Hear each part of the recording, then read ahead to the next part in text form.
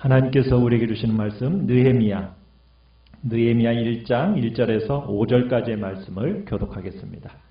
느헤미야 1장 1절에서 5절의 말씀입니다.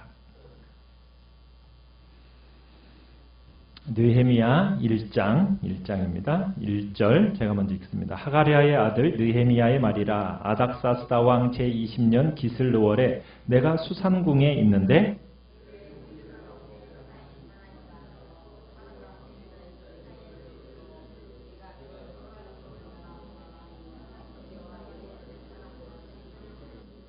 그들이 내게 이르되 사로잡힘을 면하고 남아있는 자들이 그 지방 거기에서 큰 환난을 당하고 능욕을 받으며 예루살렘 성은 허물어지고 성문들은 불탔다 하는지라.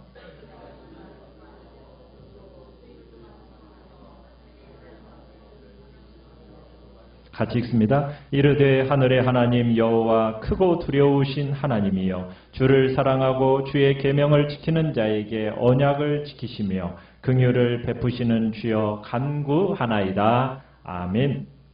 오늘 말씀의 제목은 울고 슬퍼하며 하나님께 기도하는 느헤미야라는 제목으로 말씀을 나눕니다. 우리가 에스라서를 마치고 이제 느헤미야로 넘어가게 됐는데 우리가 에스라를 시작하면서 우리가 생각했던 것이 에스라와 느헤미야가 한 권의 책이라고 얘기했습니까? 두 권의 책이라고 얘기했습니까? 다 잊어버리셨어요? 한 권의 책이죠. 한 권의 책. 그죠? 왜냐하면 원문에 되어 있는 히브리어로 된 성경 안에는 에스라와 느헤미야가 한 권으로 이렇게 묶여 있어요. 그러면서 역사가 흘러가면서 이제 두 권으로 쪼개진 거죠. 근데 오랫동안은 한 권으로 여겨졌다라는 겁니다. 느헤미야라는 이 다른 책을 시작하는데 어떻게 보면 에스라와 이 문맥이 이어집니다. 주제도 반복이 되고요. 그래서 이 두 권은 한 권으로 봐도 무방하다. 우리가 이야기를 했어요. 우리가 1절을 다시 한번 보시면은 이렇게 시작을 하고 있어요. 하가랴의 아들 느헤미야의 말이라. 아닥사스다 왕 제20년 기슬르월에 이렇게 되어 있잖아요. 우리말 성경에는 아닥사스다 왕 제20년 기슬르월 이렇게 되어 있잖아요. 그런데 원문에는 아닥사스다 왕이라는 이 표현이 등장하지를 않습니다. 그냥 제20년 기슬르월에 이렇게만 되어 있어요. 여러분 새로운 책이 시작된다고 하면서 그냥 제20년에 이렇게 시작하면 이상하겠죠. 그렇지 않습니까? 그래서 느헤미야라는 이 책은 다른 책 같아 보이지만 제20년 하고 시작하는 것을 보면은 에스라에서부터 연속되고 있다라는 거 우리가 충분히 이해할 수 있다는 얘기입니다. 우리가 에스라 7장 7절에 가보면은 아닥사스다 왕 제7년에 이렇게 되어 있어요. 그리고 오늘 연속해 이어서 아닥사스다 왕 몇 년에? 제20년에 하는데 원문에는 아닥사스다 왕이라는 표현이 있다고요? 없다고요? 없다고요. 그냥 한글 성경에 아닥사스다 왕 이렇게 이름을 넣어놨는데 원문에는 그 이름이 없어요. 그래서 이 두 개의 책으로 되어 있는 것 같지만 원래는 몇 권이다? 한 권이다. 우리가 이렇게 이해하면 돼요. 자, 우리가 느헤미야서를 이렇게 시작하면서 다시 한번 역사를 한번 정리해보면 여러분 예루살렘이 멸망을 하죠. 언제 멸망했는지 혹시 기억하세요? 주전 BC 몇 년? 따라서 586년. 586년에 예루살렘이 멸망합니다. 그리고 이스라엘 백성들이 다 포로로 잡혀가요. 그리고 성벽도 다 회파되고 그러면서 이제 성전도 다 회파가 됐어요. 자, 그런데 에스라를 열면서 한 바사의 왕이 등장을 하죠. 그때 등장한 왕 이름 혹시 아세요? 고레스. 그죠? 고레스 원년에 하면서 이스라엘 백성들이 예루살렘 땅으로 다시 돌아옵니다. 자, 이때 혹시 몇 년인지 아세요? 자, 이거 자꾸 외우셔야 돼요. 이게 머리를 돌려야 되니까 BC 주전 536년. 536년. 자, 멸망은 몇 년? 금방 잊어버렸어요. 586. BC 586. 자, 그 다음에 돌아오는 시기는 몇 년? 536년. 자, 그리고 나서 이스라엘 백성들이 그때 이제 스룹바벨과 함께 1차로 귀환한 겁니다. 그때 바사왕이 누구라고요? 고레스. 자, 두 번째로 다시 돌아와요. 자, 누구와 함께 돌아오죠? 2차 귀환. 지난번에 봤던 인물 에스라와 함께 돌아와요. 그때 그때 왕 이름은 누구일까요? 아닥사스다 왕 제7년입니다. 7년. 자, 우리가 바사왕의 이름을 조금 알아둘 필요가 있어요. 자, 첫 번째 왕 이름 고레스. 고레스가 바사라는 제국을 이렇게 건설을 했어요. 자, 그래서 스룹바벨을 비롯한 첫 세대가 돌아왔을 때 임금이 고레스 왕이라고 그랬어요. 자, 그 다음에 고레스 왕 다음에 왕, 두 번째 왕 누구일까요? 다리오 왕입니다. 다리오. 이 다리오 때 성전이 재건이 돼요. 그 다음에 세 번째 에스더의 남편. 혹시 아세요? 에스더의 남편. 이름이 어려워요? 아하수에로. 이게 세 번째입니다. 세 번째. 에스더의 남편이에요. 자, 네 번째 왕이 누구예요? 아닥사스다 왕. 자, 그래서 이 아닥사스다 왕 7년에 성전이 재건이 되는 거예요. 그리고서는 80년이 채 못 되는 세월 후에 성전이 재건되고 나서 이제 80년이 채 못 되는 후에 누가 들어오냐? 에스라가 귀환을 하는 거예요. 두 번째 귀환이 일어나요. 그때가 아닥사스다 7년에 에스라가 돌아오는 겁니다. 자, 스룹바벨이 한 일 무엇이죠? 성전을 재건하는 일이었어요. 그죠? 자, 에스라가 돌아와서 한 일은 뭐예요? 네, 이스라엘 백성들을 말씀으로 세우는 일이었죠. 자, 이제 느헤미야가 아닥사스다 왕 20년에 돌아오게 됩니다. 자, 에스라가 돌아온 이후 13년이 지난 후인데 예루살렘이 무너지고 나서는 몇 년이 흐른 후냐? 약 140년이 지난 몇 년? BC? 한번 따라해봅시다. 444년. 네, 444년에 누가 돌아온다고요? 느헤미야가 제3차로 돌아오게 되는 거예요. 그래가지고 이 느헤미야가 와서 한 일은 뭐예요? 140년 가까이 허물어져 있던 예루살렘 성벽을 짓는 겁니다. 성벽. 스룹바벨은 뭘 지었고? 성전을 짓기 시작해서 성전이 재건이 되었고, 에스라가 돌아와서는 백성들을 말씀으로 길러주었고, 느헤미야를 통해서는 성벽이 지어지는 이 세 가지 사건을 합쳐져서 뭐라고 그러느냐? 성전 재건 혹은 하나님의 집을 짓는 것으로 보는 거예요. 그러니까 성전이 지어진다고 할 때는 단순히 건물 하나만 떨렁 짓는 것을 얘기한 게 아니라 이 세 가지가 함께 되어져야 성전 재건이 지어졌다고 보는 거예요. 그래서 하나님께 예배드려지는 어떤 건물? 성전이 지어지고 그 안에서 사람이 말씀으로 길러지고 그 다음에 길러진 사람과 공간이 잘 보존될 수 있도록 성벽이 지어지는 것이 합쳐져야 비로소 주님의 집이 완성되어졌다. 이렇게 말할 수 있다는 겁니다. 그래서 에스라서와 느헤미야서는 이 세 가지가 다 합쳐져서 하나님의 집이 지어졌다 하는 그림을 우리에게 보여주고 있는 겁니다. 자, 1절로 다시 한번 가보시면, 자, 아닥사스다 왕 제20년 기슬로월에 내가 어디에 있었대요? 어디요? 수산궁에 있었다고 그래요. 수산궁. 이 수산궁은 겨울 왕국입니다. 무슨 얘기냐면 왕들이 겨울을 날 때 되면 주로 머무는 궁이 있었는데 이 궁이 바로 수산궁이에요. 수산궁. 3대 궁중이 있었어요. 3대 궁중이 있었는데 하나는 바벨론, 하나는 페르세폴리스, 그 다음에 수산, 이렇게 3개가 있는데 이 수산이라는 곳은 3대 궁중의 하나입니다. 자, 다니엘이 이 상을 봤을 때 수산궁이라는 장소가 나와요. 또 에스더서를 보면 에스더의 남편인 아수에로 임금이 즉위할 때 배경이 되었던 궁전도 이 수산궁입니다. 자, 이 수산궁에 누가 지금 머물고 있어요? 느헤미야가 머물고 있는데, 자, 우리 2절을 같이 한번 읽어봅시다. 2절.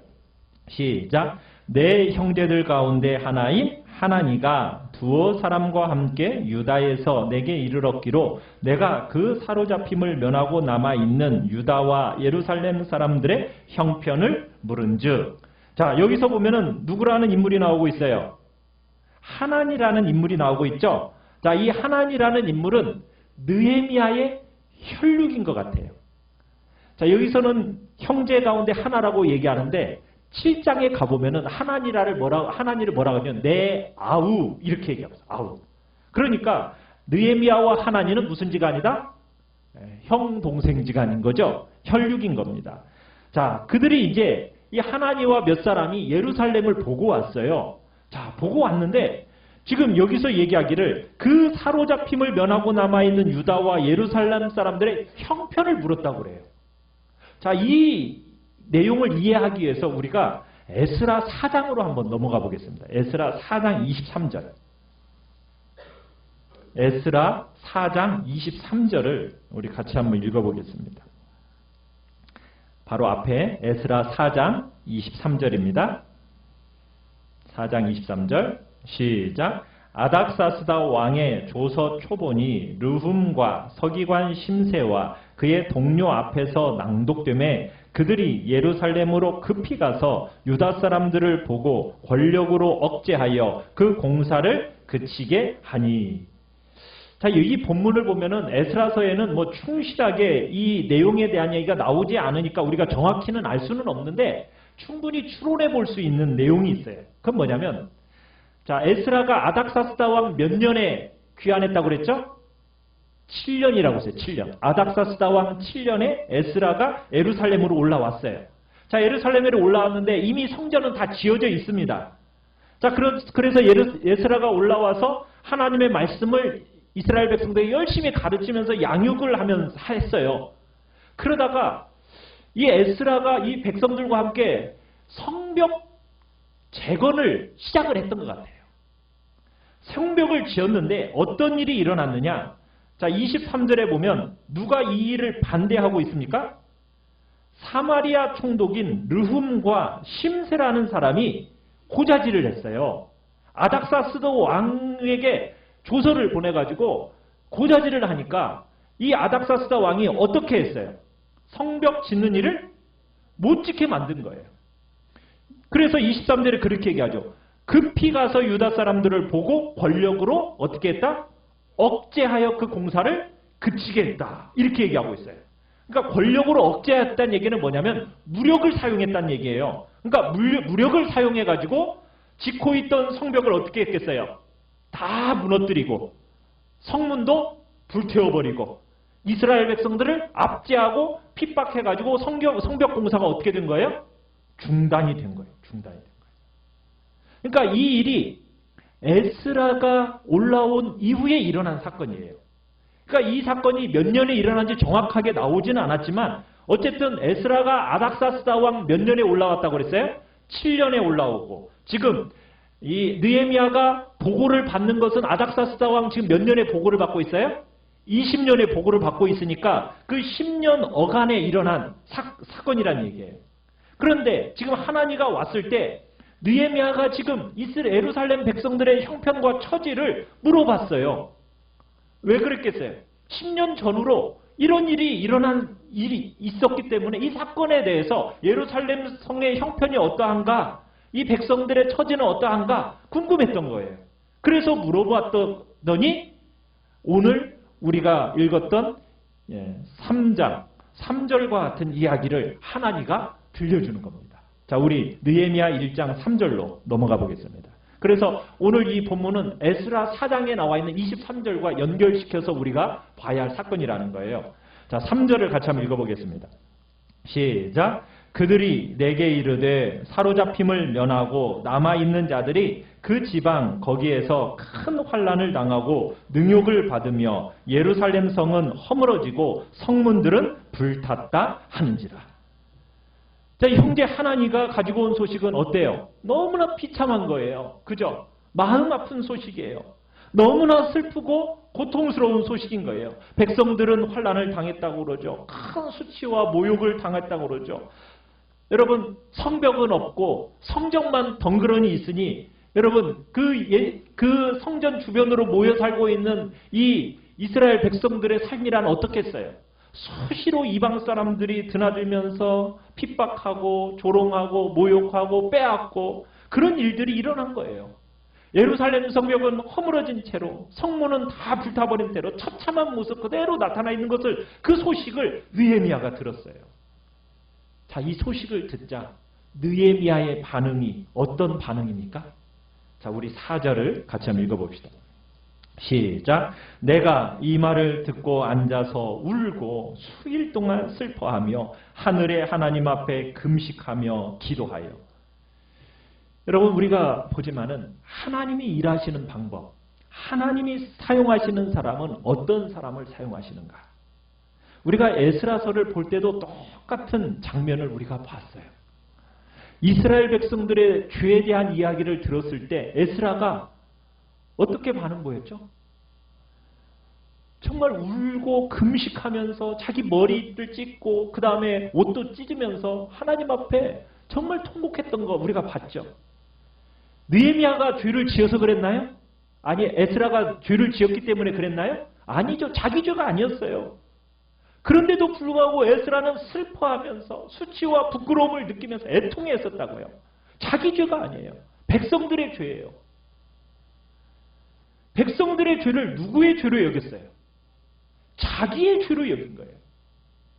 그들의 문제라고 여기지 않고 자기 문제로 여기면서 수치와 부끄러움을 느끼고 얼굴을 들지 못하고 하나님 앞에 슬퍼하며 애통해했던 거. 그게 우리가 에스라에서 봤던 에스라의 장면이에요. 자, 그런데 거의 비슷한 반응이 오늘 느헤미야에게서도 드러나고 있어요.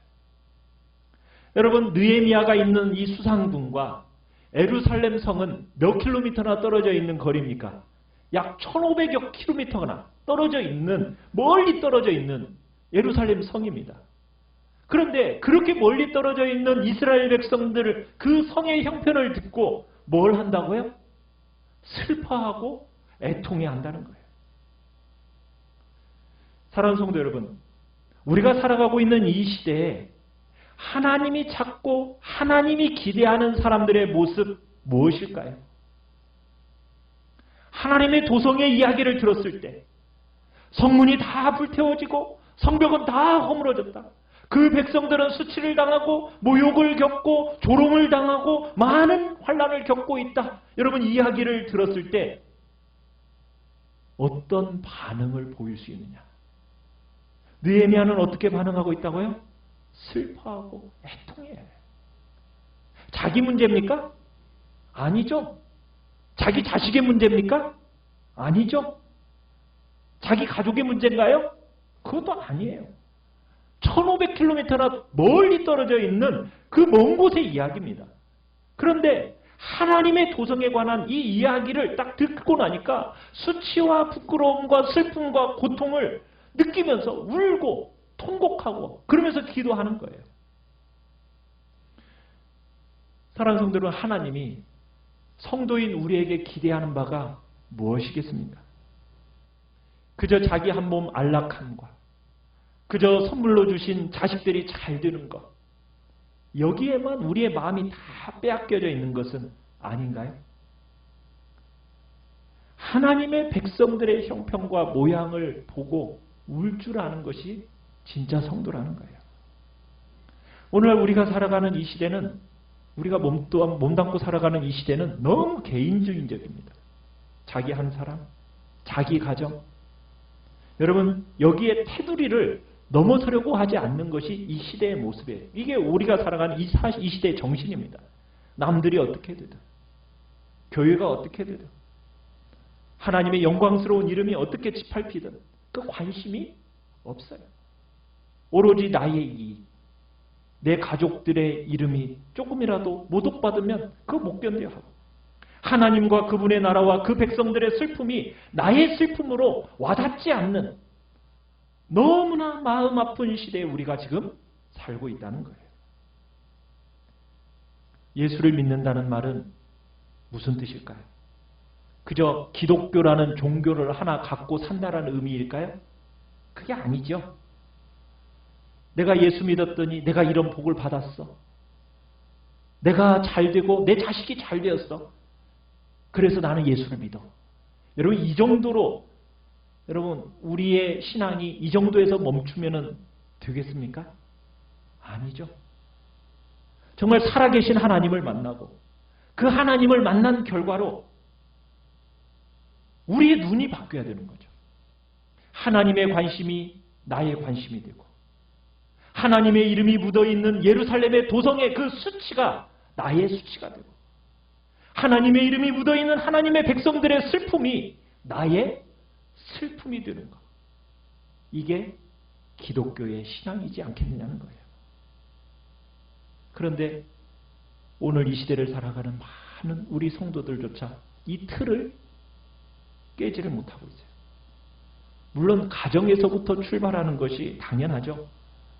여러분 그러나 가정으로부터 출발하는 내 자식, 내 피부치 소중하게 여기는 만큼 여러분 교회 안에 있는 사랑하는 자녀들을 똑같이 사랑하고 소중히 여기는 것이 우리의 마음이 되어야 되지 않을까요? 그게 우리의 눈이 열려있는 그게 진짜 신앙이란 얘기입니다. 느헤미야는 성에 대한 소식, 하나님의 이름이 묻어있는 그 예루살렘 도성에 대한 소식을 듣고 슬퍼하고 애통해합니다. 그 도성에 살고 있는 그 이스라엘 백성들이 환난을 당하고 모욕과 수치와 조롱을 당하자 자기 아픔인 것처럼 여기면서 눈물을 흘리면서 애통해하고 있어요. 사랑하는 성도 여러분, 여러분 안에 그런 기능들이 살아있나요? 우리 그런 기능들이 살아 있어야 돼요. 나밖에 모르고 내 가정밖에 모르는 여러분 이 척박한 시대 속에서 우리 그 정신에 절대로 굴복하지 말고 그 테두리를 넘어서 내 틀, 내 가정 이 틀, 테두리를 좀 넘어서 벗어나서 정말 하나님과 하나님의 백성과 하나님의 도성과 하나님의 영화로운 그 이름에 관심이 살아있는 그런 복된 자리에 우리 모두가 있기를 간절히 바랍니다. 여러분 느헤미야는 어떤 사람입니까? 느헤미야가 예루살렘에 가봤을까요? 안 가봤을까요? 예루살렘 성에 가보지 않았어요. 바벨론 땅에서 태어나가지고요. 예루살렘 성 한 번도 밟아보지 못한 사람이 바로 느헤미야입니다. 포로로 잡혀온 지 지금 약 140여 년이 흘렀어요. 마치 그런 거예요. 우리나라 사람이 미국 땅에 갔어요. 미국 땅에서 140년이라는 세월이 흘렀다고 한번 생각해 보십시오. 그곳에서 몇 세대가 자라고 그러면서 그 자녀, 손녀 중에 누군가가 정말 세계 최고의 대학 하버드 그곳에 들어갔더니 좋은 대학에서 공부를 마치고는 이 미국 대통령의 비서실장으로 된 거예요. 여러분 어떻게 보면 이게 느헤미야의 위치예요. 느헤미야는요 먹고 사는 것에 문제가 없는 사람입니다. 오늘날 우리 막 북한이 미사일 쏴대면은 막 걱정하잖아요. 미국이 그거 걱정할 필요 있어요, 없어요? 미국에 사는 사람은 걱정할 필요가 없어요. 느헤미야는 지금 아무 문제가 없는 거예요. 어떻게 보면 세계 최강대국이라고 할 수 있는 미국의 백악관에서 여러분 가장 좋은 음식 먹으면서 최고의 명예와 영예 다 누리고 있어요. 왕이 된 건 아니지만 포로로서 누릴 수 있는, 포로로 잡혀온 사람으로서 누릴 수 있는 최고의 부귀와 영화와 신분과 지위를 누리고 있는 사람이 바로 이 느헤미야란 얘기입니다. 그런데 이 느헤미야가 뭐 하고 있어요? 울어요. 울어요. 뭐 때문에 울어요? 예루살렘 때문에 울어요. 하나님의 백성들을 생각하면서 울어요. 교회의 안위를 바라보면서 눈물을 흘릴 줄 알아요. 하나님의 백성들의 영적인 상태와 그들의 안위를 바라보면서 슬퍼하고 애통해할 줄 아는 사람이 바로 느헤미야예요. 느헤미야의 반응을 가진 사람이 바로 우리가 돼야 된다는 얘기예요. 140년이나 흘렀어요. 그 도성을 바라보고 울고 슬퍼하는 이유 뭐 때문이겠어요? 믿음이 있기 때문에 믿음. 신앙의 눈이 열렸기 때문입니다. 종교 생활을 하고 있는 게 아니에요. 그저 기독교라는 한 종교를 갖고 있는 게 아니에요. 그저 샤머니즘처럼 무당 종교처럼 예수 믿었더니 잘 되었더라 이런 이야기하는 그런 종교 생활이 아니에요. 예수 믿고 정말 눈이 열리니까 제대로 된 신앙생활로 안으로 들어간 거예요. 하나님이 믿어지고 하나님이 보이니까 사람이 보여요. 사람. 내가 누구인지가 보이고 다른 사람이 보여요. 하나님이 믿어지니까. 여러분 내 안에 있는 자아의 껍질이라는 것이 얼마나 두꺼운지 몰라요. 이 자아의 껍질이 깨져야 되거든요. 근데 이 자아의 껍질이라는 것은 도덕이나 윤리로 깨어질 수 있는 게 아닙니다. 이 자아의 껍질은 하나님을 만나야 돼요. 하나님을 만나서 눈이 열려야 돼요. 그래야 여러분 도성의 형편이 나의 슬픔이 되고 그 도성 안에 있는 백성의 수치가 나의 수치와 나의 부끄러움으로 와닿는 거예요. 그래서 하나님 앞에서 지금 느헤미야가 울고 있는 거예요. 사람들은요. 보고 싶은 것만 봐요. 듣고 싶은 것만 들어요. 눈을 열고 다 보는 것 같죠? 안 그래요. 다 보는 게 아닙니다. 보고 싶은 것만 가려서 보고요. 듣고 싶은 것만 가려서 듣는 것이 우리 죄인들의 실체예요. 바벨론 궁정에서 참 느헤미야가 지금 하고 있는 일이 뭐예요? 여러분 신앙의 이름으로 그저 하늘만 바라보면서 사는 게 아니었어요. 신앙은 그런 게 아닙니다. 한국교회가 이렇게 비난을 받고 여러분 욕을 듣는 이유가 무엇일까요? 신앙이라는 것을 그저 내 테두리 안에서만 생각하니까 문제가 되는 거예요. 그저 자기 몸 하나, 자기 가족 하나, 여기가 끝이에요. 그 테두리를 못 벗어나요. 교회가 아무리 우리가 한 형제입니다. 예수의 피로 정말 사랑으로 하나 된 한 형제입니다. 아무리 가르쳐도요. 친한 테두리를 못 벗어납니다. 나와 친하면 관심을 갖지만 나와 안 친하면 아무 관심 없어요. 왜? 이 자아의 테두리를 넘어서지 못하기 때문이에요. 믿음이 무엇입니까? 하나님의 눈으로 사물을 보기 시작하는 거예요. 하나님의 눈으로 역사를 보고 하나님의 눈으로 이 시대의 아픔과 부르심이 뭔지를 듣는 겁니다. 그저 나 하나의 안에만 함몰되어 살아가는 게 아닙니다. 그저 기독교라는 이름을 갖고 그냥 내 삶을 살아가는 게 아니에요.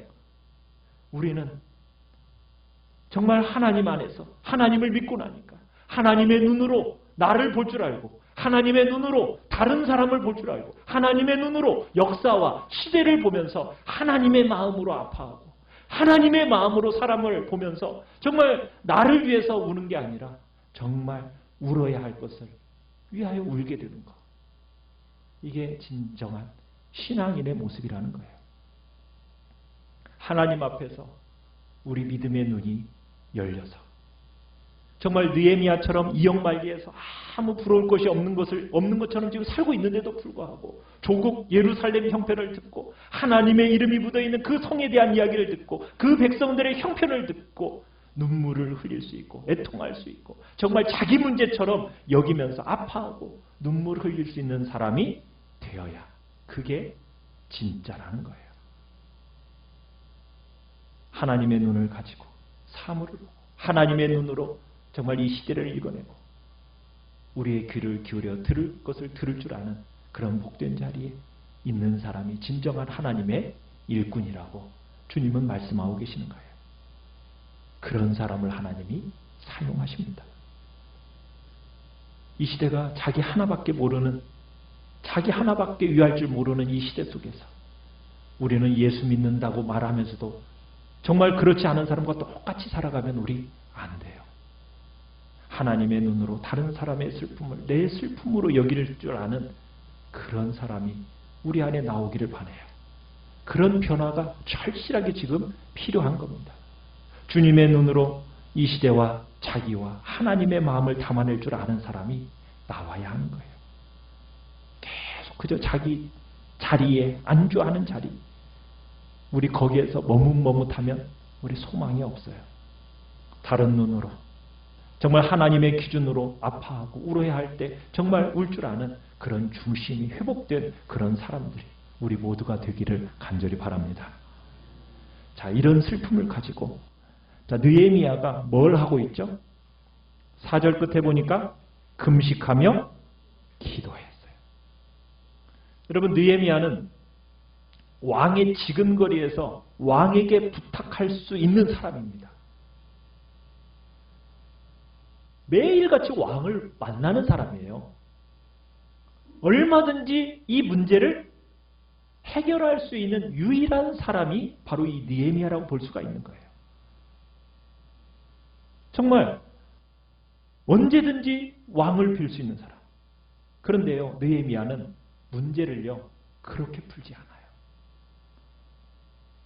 느헤미야는 진정한 영향력을 가지고 계신 이가 누구인가? 그걸 안 사람이에요.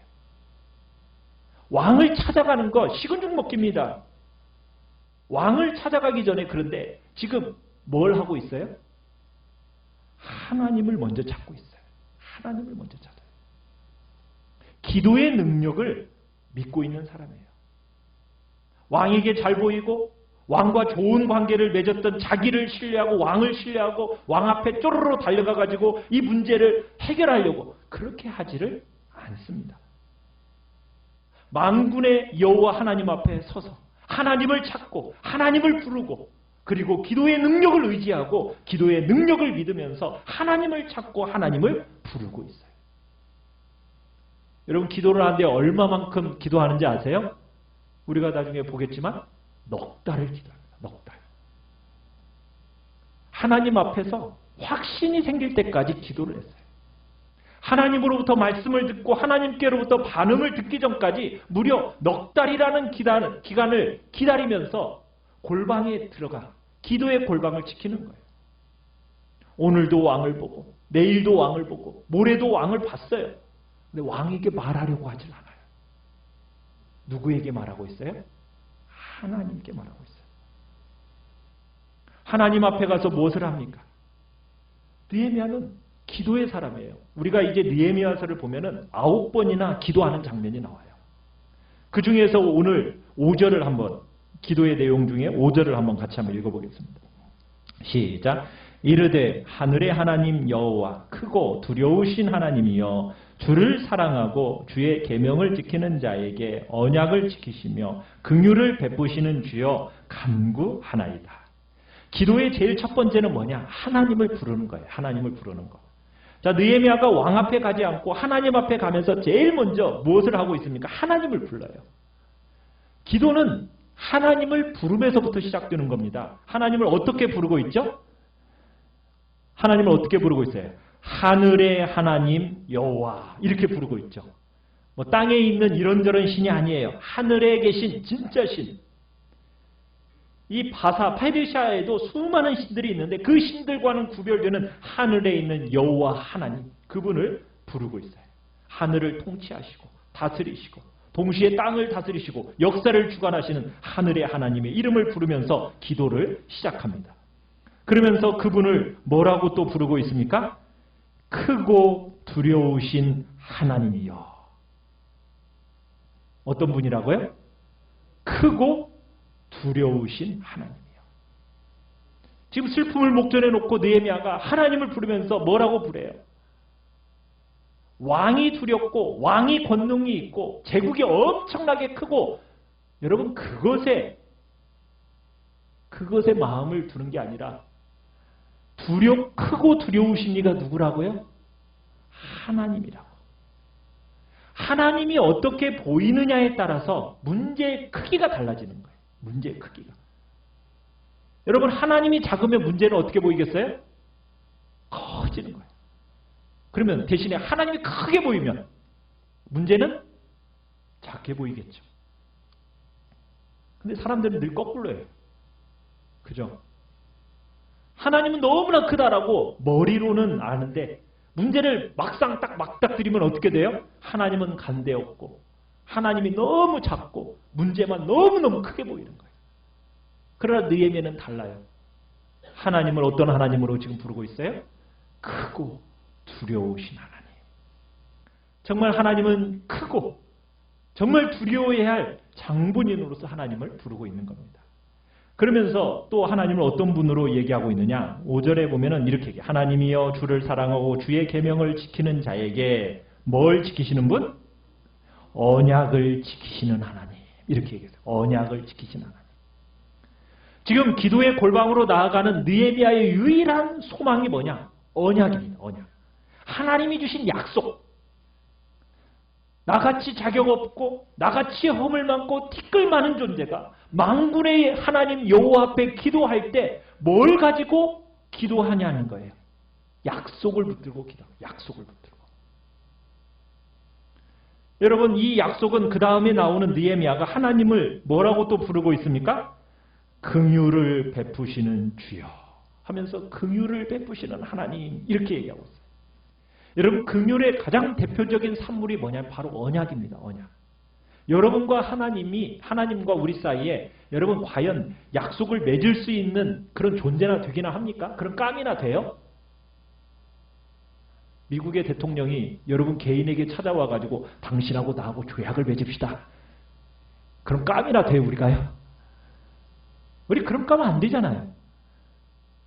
그냥 왔다가도 이렇게 스치기도 어렵잖아요. 그런데 아무 이유가 없는데 하나님이 우리와 언약을 맺으신다는 거예요. 약속을 우리에게 주신다는 거예요. 긍휼이 풍성하시고 사랑이 넘치시는 그 하나님이 자기를 낮추시고 우리를 약속의 대상으로 여겨주셨다는 거예요.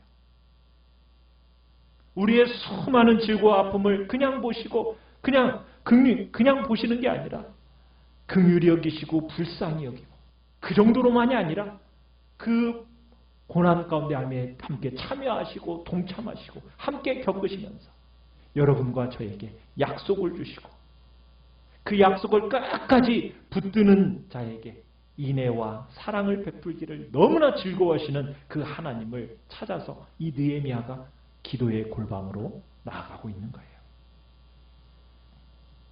사랑하는 성도 여러분, 예수 믿는 존영이 지금 땅바닥에 떨어진 시대를 우리가 살아가고 있어요. 교회의 영광과 교회의 존귀가 어떻게 보면 땅바닥에 떨어져서 수치와 조롱과 모욕을 당하는 시대를 우리가 살아가고 있습니다. 오늘 여러분과 제가 몸담고 살아가는 이 시대의 현실이 바로 그래요. 여러분 안에 슬픔은 그런데 무엇입니까? 우리 안에 하나님의 백성들로 인한 눈물이 있습니까? 누군가와 함께 울고 함께 웃는 것이 여러분 무엇인지를 아십니까? 나와 친하다. 내 자식과 친하다. 이런 거 말고. 나와 이해 타산이 묻어있지 않은 그런 사람인데도 그의 슬픔이 여러분의 슬픔이 되고 있나요?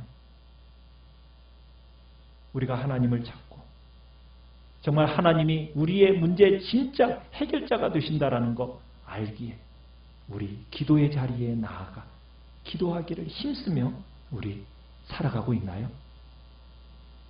변화가 필요한 이 시대 속에서 우리가 진실한 변화가 꼭 와야 되는데 우리가 정말 이 시대의 교회가 새로워지고 정말 복됨을 경험하고 부흥의 영광을 맛보기 위해서 우리가 마음속에 품어야 할 것. 하나님의 마음으로 우리가 품어야 되고 하나님의 뜻이 내 뜻이 되어야 되고 그 하나님의 눈으로 이 사람들을 보고 교회를 보고 시대를 볼 줄 아는 그런 믿음의 눈들이 우리 안에 열려지도록 주님 앞에 이 시간 기도하며 나가시기 바랍니다. 우리